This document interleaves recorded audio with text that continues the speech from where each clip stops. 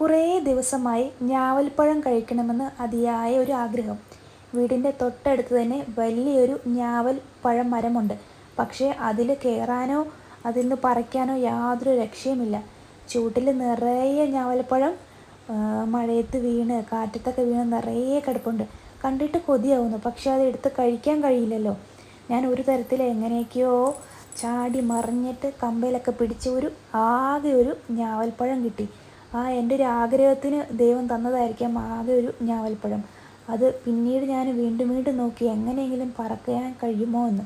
ഒരു രക്ഷയും ഉണ്ടായില്ല. കുറേ നേരം നിന്നു. കാറ്റത്തൊക്കെ ചിലപ്പോൾ കാറ്റ് അടിക്കുമ്പോൾ താഴെ വീണാലോ എന്ന് വിചാരിച്ചിട്ട് അതൊന്നും നടന്നില്ല.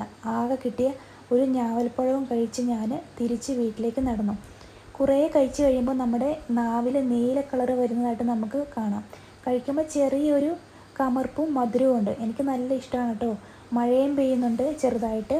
ഞാൻ ഒരു ഞാവൽപ്പഴം കഴിച്ച് സന്തോഷത്തോടെ വീട്ടിലേക്ക് മടങ്ങുന്നതാണ്. ഞാൻ നാക്കിൽ നീല നിറം വന്നോന്ന് അറിയാൻ വേണ്ടിയിട്ടാണ് നോക്കിയത്. പക്ഷേ കളറൊന്നും വന്നില്ല. Tata bye bye. Okay, see U.